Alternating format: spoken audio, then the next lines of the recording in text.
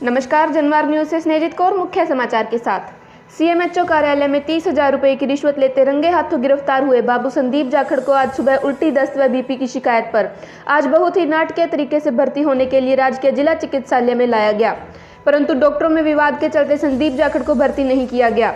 रिश्वतखोर बाबू संदीप चौहान को भर्ती करवाने के प्रयास में मेल नर्स रविंदर शर्मा तथा राजकुमार पीएमओ से मिले, परंतु डॉक्टर जयंतनाथ ने भर्ती करने से मना कर दिया तथा 5 दिन की दवा लिखकर वापस भेज दिया, जहां पर उसे पुलिसकर्मी वापस जेल लेकर चले गए। संदीप जाखड़ को आज सुबह करीब 9 बजे राजकीय जिला चिकित्सालय में पुलिसकर्मी लेकर आए। 3 पुलिसकर्मियों के साथ पहुंचा संदीप जाखड़ की जांच डॉक्टर जयंतनाथ ने की। डॉक्टर जयंतनाथ ने संदीप जाखड़ की जांच कर भर्ती करने से मना कर दिया तथा पर्ची में लिखा कि संदीप जाखड़ का ट्रीटमेंट शुरू कर दवा की 1 बोतल लगा दी गई। अगर जांच में कोई दिक्कत आती है तो भर्ती किया जाए। इसी दौरान बाबू संदीप को बचाने के लिए नर्सिंग एसोसिएशन के अध्यक्ष मेल नर्स रविंदर शर्मा तथा राजकुमार लग गए तथा प्रमुख चिकित्सा अधिकारी डॉक्टर बलदेव सिंह चौहान तथा अन्य नेताओं से सिफारिश भी करवाई गई। थोड़ी देर बाद डॉक्टर प्रेम अरोड़ा इमरजेंसी में पहुंचे तथा डॉक्टर ज्योत्सना को कहा कि संदीप जाखड़ को भर्ती कर दो। पीएमओ ने आदेश दिया है। इस पर डॉक्टर ने पीएमओ से आदेश के बारे में पूछा तो पीएमओ ने ऐसा कोई आदेश देने से मना कर दिया।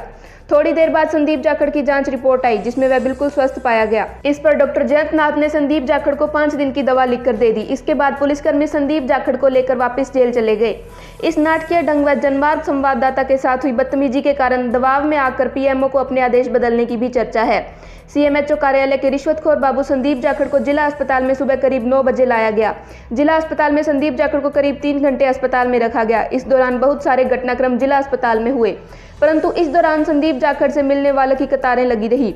इमरजेंसी में जिस समय संदीप जाखड़ के दवा की बोतल लग रही थी तथा पुलिसकर्मी उसके पास मौजूद थे, तब वहां पर उसे बार बार अन्य लोग मिलकर जा रहे थे, परंतु पुलिसकर्मी उन्हें नहीं रोक रहे थे तथा संदीप जाखड़ उनसे मिल रहा था तथा बातें कर रहा था। हो सकता है कि संदीप जाखड़ को जेल से बाहर इलाज के बहाने इसीलिए बाहर लाया गया हो कि वह बाहर आकर अपने रुतबे का इस्तेमाल कर बाहर के लिए सेटिंग कर सके। आज सुबह सीएमएचओ कार्यालय के रिश्वतखोर बाबू संदीप जाखड़ को भर्ती करवाने के लिए उसके चहेते बाबुओं द्वारा खूब प्रयास किया जा रहा था। इसकी सूचना पाकर जनमार्ग संवाददाता राजकीय जिला चिकित्सालय पहुंचा, जहां पर संदीप जाखड़ के दवा की बोतल लग रही थी तथा पुलिसकर्मी वहां मौजूद थे। जनमार्ग संवाददाता सौरभ सोनी ने पुलिसकर्मी से फोटो खींचने के लिए बोला, जिस पर पुलिसकर्मी ने कहा कि अभी भर्ती नहीं किया गया है तथा जहां पर वहां मौजूद मेल नर्स गुरप्रेम ने संवाददाता सौरभ सोनी व राहुल मेहरा के साथ बदतमीजी करने लगा तथा मोबाइल छीन लिया। संवाददाता ने अपना परिचय दिया, परंतु इसके बावजूद मेल नर्स गुरप्रेम ने बदतमीजी शुरू रखी तथा मोबाइल छीन लिया।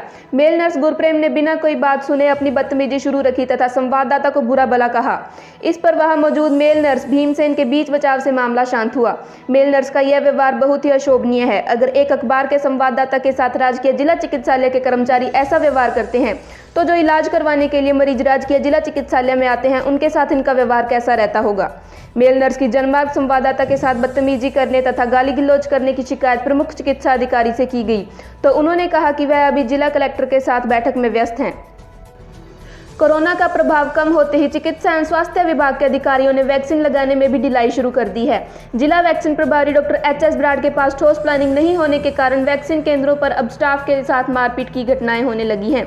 लोग पोर्टल पर रजिस्ट्रेशन होने के बाद मैसेज प्राप्त करते हैं और वे बताए गए वैक्सीन सेंटर पर वैक्सीन लगवाने जाते हैं, लेकिन वहां वैक्सीन जब खत्म हो जाती है तब लोगों का पारा चढ़ जाता है और वे वहां मौजूद वैक्सीनेशन स्टाफ के साथ झगड़ा करने पर उतारू हो जाते हैं। वैक्सीनेशन के लिए ठोस प्लान की आवश्यकता है। 18 से 45 के लिए सभी वैक्सीन केंद्रों पर सप्ताह में 3 दिन तथा सप्ताह के दूसरे 3 दिन 45+ को वैक्सीन लगाई जाए, तो सभी लोगों को वैक्सीन लग पाएगी और लोग परेशान भी नहीं होंगे।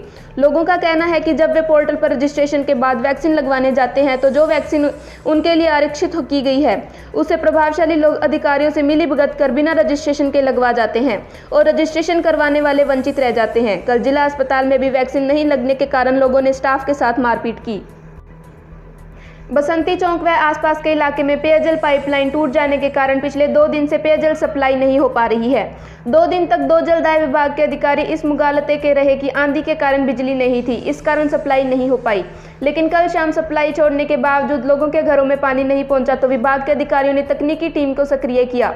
जलदाय विभाग के अधिशासी अभियंता मोहनलाल अरोड़ा ने बताया कि 2 दिन तक आंधी के कारण विद्युत आपूर्ति बाधित होने के बाद कल शाम 7:30 बजे बसंती चौक, हरदीप सिंह कॉलोनी व आसपास के इलाकों में पेयजल आपूर्ति छोड़ी गई, लेकिन लोगों के घरों में पानी नहीं पहुंचा, तो पाइपलाइन की जांच की गई। पता चला कि बलवंत सिंह की ढाणी के पास पुरानी लोहे की पाइप गंदे पानी के बीच में से जाती है। इसी पाइपलाइन से इस क्षेत्र को पेयजल सप्लाई होता है। 2 दिन पूर्व आंधी आने के कारण गंदे पानी से गुजर रही लोहे की पुरानी पाइपलाइन के ऊपर एक पेड़ टूटकर गिर गया, जिस पर पाइपलाइन टूट गई और पेयजल सप्लाई बाधित हो गई। आसपास गंदा पानी खड़ा होने के कारण यह पता नहीं लग पाया कि पाइपलाइन कहां से लीकेज है और सप्लाई क्यों नहीं हो रही है। आज सुबह पता चलने के बाद पाइपलाइन को दुरुस्त करने का काम शुरू कर दिया गया है।